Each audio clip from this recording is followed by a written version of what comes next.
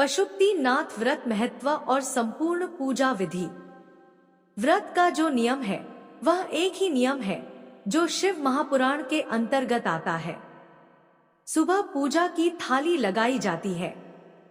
5 व्रतों का विधान है, छठे व्रत का विधान नहीं है। सुबह पूजन की थाली लगाइए। पूजा की थाली, अभिषेक का सारा सामान लेकर आप मंदिर में जाइए। शिव मंदिर में जाकर बाबा का जलाभिषेक और पूजन करिए, जिस प्रकार से आप करते आए हैं। पूजन की थाली में उतना ही सामान रखें जो शाम को भी आपके साथ चला जाए, अलग से कुछ न रखना पड़े। अलग से केवल शाम को दिया रखने के लिए थोड़ा सा जल रख लें।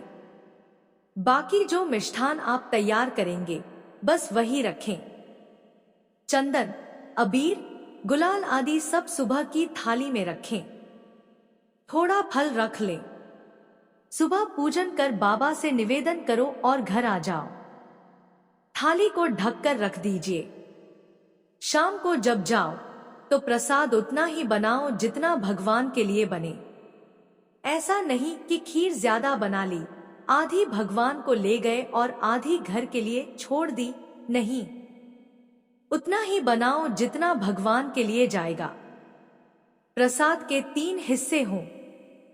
एक पात्र में भरकर ले जाओ, कटोरी ले जाओ, प्लेट ले जाओ, कागज ले जाओ, जो मन पड़े वह ले जाओ। 6 दिए लेकर जाओ। बाबा के मंदिर में जाकर पूजन अर्चना करो। शाम को अभिषेक नहीं करना है, केवल छींटा देना है। सुबह जो जल बचा हो उसी से थोड़ा थोड़ा छींटा देकर पूजन करो। जैसे सुबह भाव से पूजन किया था वैसे ही शाम को भी करो। 5 दिए थाली में से नीचे रख दो। छठा दिया भी नीचे उतार दो। थाली में से 5 दिए प्रज्वलित करो। जब प्रसाद के 3 हिस्से पूरे कर दो तब नीचे रखो और फिर दिए जलाओ। 5 दिए जलाकर बाबा को निवेदन करो, बाबा, आज मेरा पहला पशुपति व्रत है, इसे स्वीकार करना। दिल से यह कार्य किया है, कृपा कर स्वीकार कर लेना।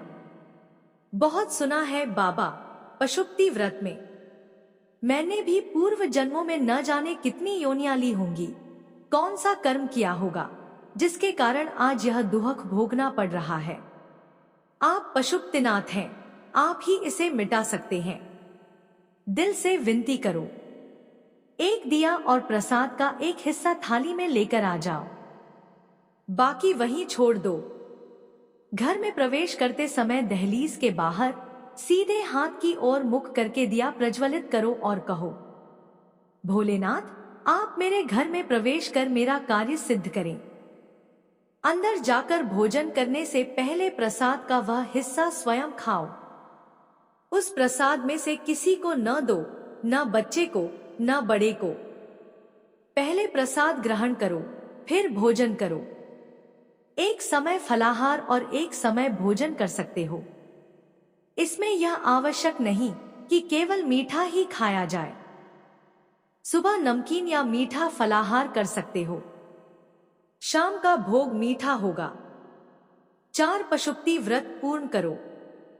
यदि बीच में रजस्वला धर्म आ जाए, सूतक आ जाए, एकादशी, तीज, चतुर्थी या कोई अन्य व्रत आ जाए तो उस दिन पशुपति व्रत मत करो। अगले सोमवार कर लेना। 3 हो गए, 1 रह गया, वह अगले में जोड़ देना। 5वां व्रत छूट गया तो कोई बात नहीं, अगले महीने या 15 दिन बाद कर लेना। 5वें व्रत के दिन शाम को एक श्रीफल और कुछ रुपए रखकर बाबा से निवेदन करो, बाबा, आज मेरा पशुपति व्रत पूर्ण हो रहा है, कृपा कर मेरी झोली भर देना। वह श्रीफल और रुपए उद्यापन के भाव से अर्पित करो।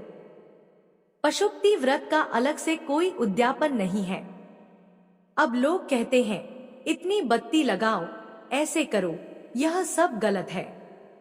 नियम एक ही है, प्रेम से, श्रद्धा से, मन से करो।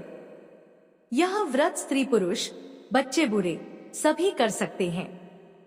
एक ही मंदिर में 5 व्रत करो। यह नहीं कि 2 मायके में और 3 ससुराल में। विवाह के बाद पूजन अपने धन से करो, किसी से मांग कर नहीं। अब प्रश्न आया, 6 दिए में बत्ती गोल हो या लंबी? उत्तर यह है कि शिव पार्वती दोनों जहां विराजमान हो, वहां गोल और लंबी दोनों बत्ती चलती हैं। 5वें व्रत में 108 पुष्प या चावल चढ़ाने हो तो एक एक करके ओम नमः शिवाय कहते हुए चढ़ाओ, एक साथ नहीं।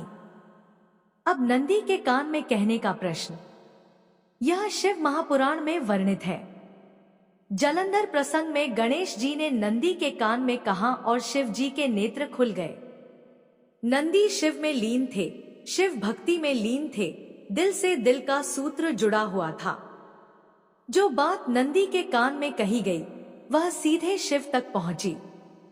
यही कारण है कि नंदी के कान में कहा जाता है। यह कोई टोटका नहीं, यह पुराण का